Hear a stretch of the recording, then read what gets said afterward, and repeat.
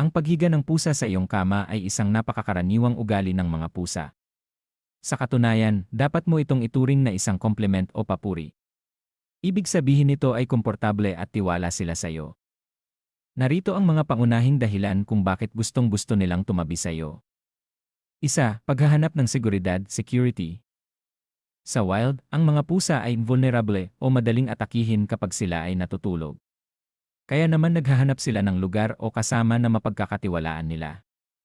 Kapag tumabi sila sa iyo, ibig sabihin ay nagtitiwala sila na poprotektahan mo sila, o di kaya ay binabantayan ka rin nila bilang parte ng kanilang pamilya. Ito ay tanda na safe place ka para sa kanila. Dalawa, gusto nila ng init, warmth. Mas mataas ang body temperature ng mga pusa kaysa sa tao. Mahilig silang maghanap ng mainit na pwesto, gaya ng sa tapat ng araw o sa likod ng ref. Sa gabi, lumalamig ang paligid, kaya ang katawan mo ay nagsisilbing natural na heater para sa kanila. Kaya madalas silang humiga sa paanan o di kaya ay sa ulo, kung saan lumalabas ang init ng katawan mo. Tatlo, ang iyong amoy, scent. Ang kama mo ay puno ng amoy mo. Para sa isang pusa, ang amoy ng kanilang amo ay nagbibigay ng comfort at kapanatagan. Nakakabawas ito ng stress para sa kanila. Kung mapapansin mo, minsan ay minamasa, neding paglalamas, pa nila ang kumot bago humiga.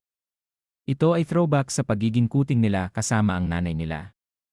4. Pag-ari at teritoryo, territory marking. Ang mga pusa ay territorial. Sa pamamagitan ng paghiga sa kama mo at pagdikit sa iyo, hinahalo nila ang kanilang amoy sa amoy mo. Paraan ito ng pagmamarka na nagsasabing, ang taong ito at ang kamang ito ay pag-aari ko. Ito ay para ipaalam sa ibang hayop sa bahay na ikaw ay kabilang sa kanilang grupo.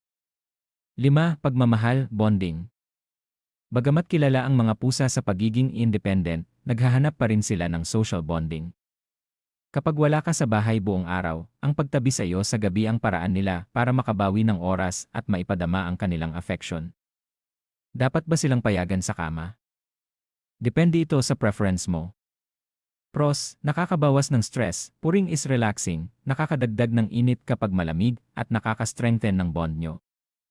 Cons, maaaring magdala sila ng dumi, galing sa litter box, balahibo, allergies, o makaistorbo sa tulog mo dahil aktibo ang mga pusa sa gabi.